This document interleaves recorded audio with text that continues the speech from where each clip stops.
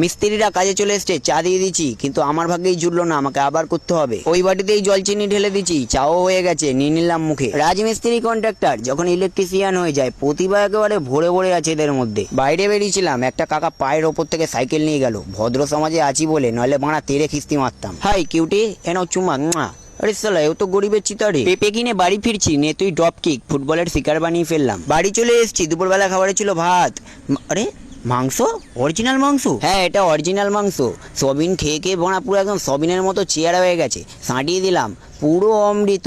একটু ঘুরু ঘুরু যাবো, তেল ফেল মেখে নিয়ে স্মার্ট হয়ে গেছি। ঝিঙ্কু টোটোতে উঠে পড়েছি শুভজিনীর সাথে। চলো, চোর রোডে উঠে গেছি, এবার ফোন জাঙ্গিয়ার ভেতরে যাবে। মন্দিরের দর্শন নিয়ে নিয়েছি, বিকালটা আশা করি ভালোই কাটবে। মারাত্মক রোদ দিয়েছে, চোখ পুরো গাঁজা গদ্দের মতো হয়ে গেল। দে ভাই শুভ জিনিসটা বাড়ি দে।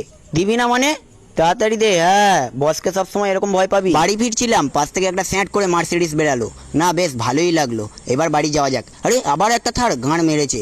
আমার এক্স না থাকলে সালা এতদিনে আমি একটা BMW কিনে নিতাম। ব্যাকা ক্যালানের মতো দাঁড়িয়ে আছে, কারণ একটাই, ওকে আজকে চা খাওয়াতে হবে, চাপে আছে খুব। আরে চা পেতেই যে যার মতো ব্যস্ত, ফোকটে খাচ্ছে তো। আমিও চা খেতে বিজি হয়ে গেলাম, আমার কি, আমিও তো ফোকটেই মারছি। বাড়ি চলে এসেছি, চা আর শুভ জিনিস খেয়ে বুক আমার ঝাঁঝরা। তাই দুধ খেয়ে হচ্ছে আমি ভালো, কিন্তু ছেলে ভীষণ আমি কালো। এক্স বাড়া নিভি দিচ্ছে আমার আলো। এখন টাটা।